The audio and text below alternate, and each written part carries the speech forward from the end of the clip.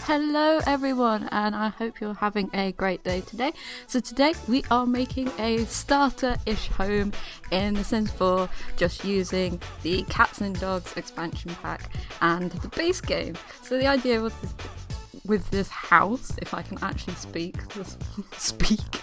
is that it's a starter home that's fully furnished with all the things you might need.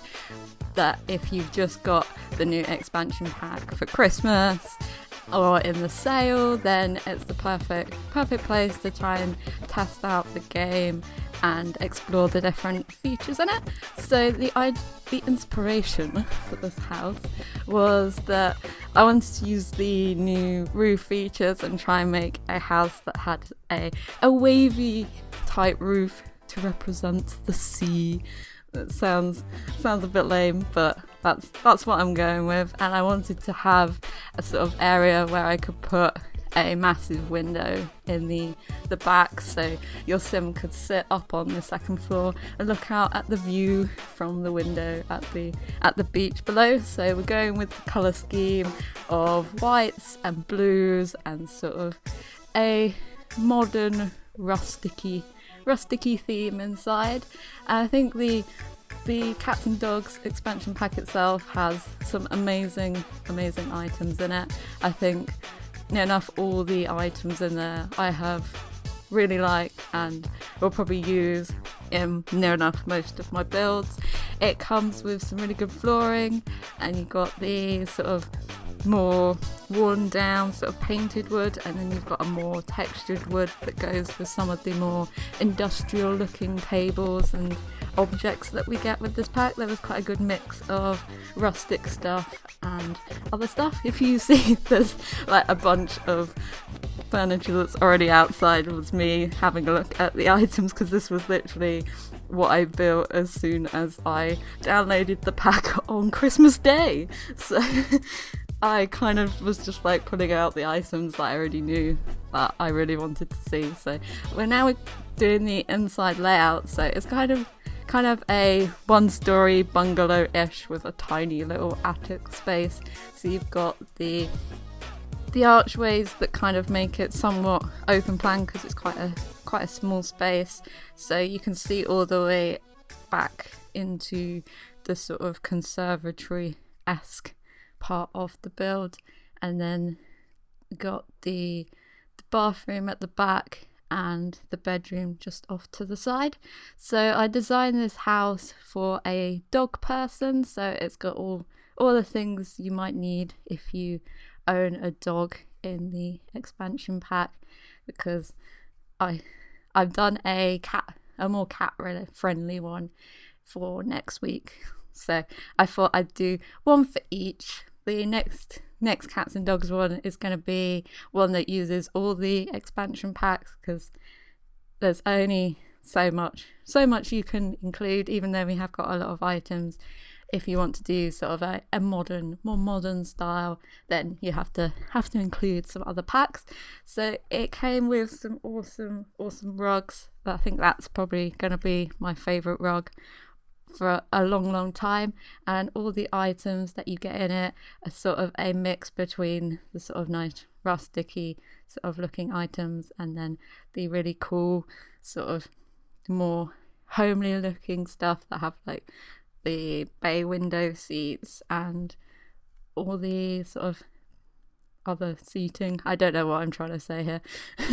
I tried to put the TV on top of the fireplace because it's got that shelf there, so I was kept selecting the wrong TV to put on there, so that's why I am faffing about trying to put it on top. And I've kind of gone with the blues, yellows and whites in the inside as well, kind of not making it too cluttered but also trying to make it lived in as well. So this is the bedroom. I've scaled down two of the paintings that we got, one of the new ones that are really cool. I think I will be using them literally in every build because they come in 4 variants in each of the 4 colours, so you can really mix and match where it goes. And you can't use the bed for some reason in that position. I did play with this house for a bit just to try and learn some more of the different interactions in the cats and dogs. So I had to turn the bed around, but I don't know why it doesn't work there. And then use the new curtains, which I'm not too sure about the older type curtains, but I can put up with the ones that I used as like a divider for the rooms. I think the curtains were the only thing that kind of let down this pack. And then adding in the bathroom, the new bath fittings we got were really good, especially the copper roll top. That's a really good item, and every item in this pack comes with like a load of swatches that fit in all together with the rest of the pack as well, and get a lot of blues and mints and some more rusticy looking rugs that work really well with this pack, and sort of more wall features. We didn't get too many plants. We got some new trees that kind of hint towards that season's maybe on its way, and some smaller flowers, but not too many plants.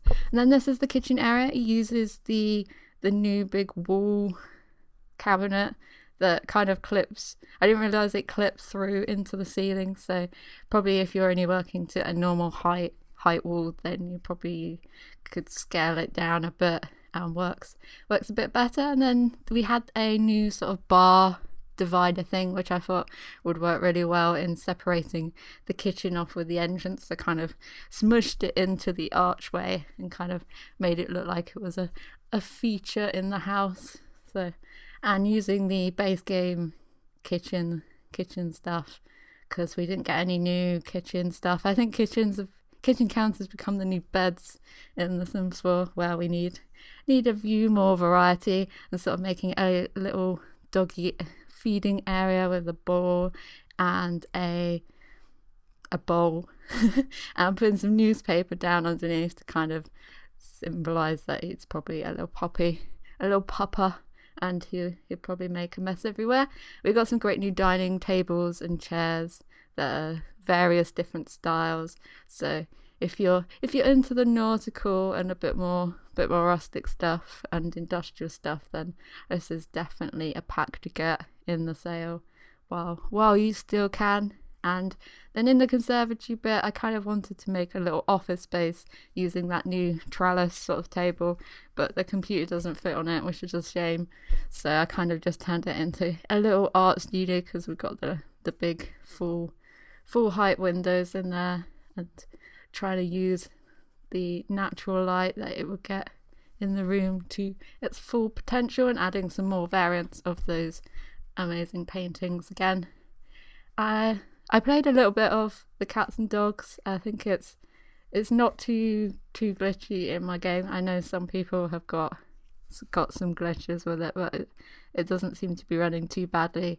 I quite like all the interactions with the dogs. I haven't really played with the cats yet. So now we're working on the upstairs attic space, and I didn't realise it deleted the chimney as well, so I probably should pop that back. And you can see the glitch where the cabinet downstairs is too big, and I kind of had to work around the fact that the roof was sort of in the way of the building. And for some reason in build mode it won't let you see the upstairs, but when you're in live mode it's completely fine. You can see the upstairs perfectly. So there's two little comfy seats. I can't remember what they were called. Comfy seats and a bookshelf and a little desk upstairs, and just putting the fencing up so you don't fall down the stairs, and making the roof a bit bigger because it was looking a bit weird. So now we're going to work on the landscaping. I didn't do too much landscaping in this because obviously I'd want whoever downloaded this to add their own little outdoor stamp. I did try adding a pool in at one point, and then I was just like, nah, there's not really enough space to put one of those out. So I kind of just add in a few bushes and a few flowers, and I add the new, I think it's a table, like a park bench with an awning over the top, so you can kind of sit out and have a barbecue, and just adding some little planters about, so you can take those out if you wanted and grow your own stuff in them. But I like using them as decoration-y stuff, because the gardening kind of gets a bit mad if you've got loads of plants and I can never keep 10 of them and they all die, and it's always really sad, which is not how I am in real life.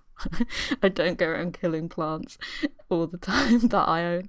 And then for the sort of adding the detail in with the sand to create sort of, instead of using like the dirt, I thought I'd use the sand brush to make it like that the houses underneath are actually built on a more sandy soil than a soily soil, if that makes any sense whatsoever. It probably doesn't. And we got these cool new sort of, I don't know if they're like awning type things, but sort of more interesting sort of wall decorations for the outside of your building.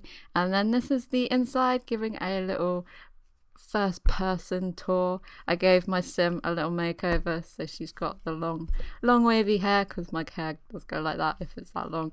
And then some of the new outfits as well. So having a look at the bedroom, and you get a good look at all the different new wallpapers that are in. So this one's the half one, so it's got half timber and half of the wallpaper. And then in the kitchen we've got the 3/4 height wood with the small bit of paint on the top, which I quite like. I think that one is probably my favourite wallpaper. And then out into the conservatory area, and then out into the back garden, which has a lovely view of the bridge with the train over.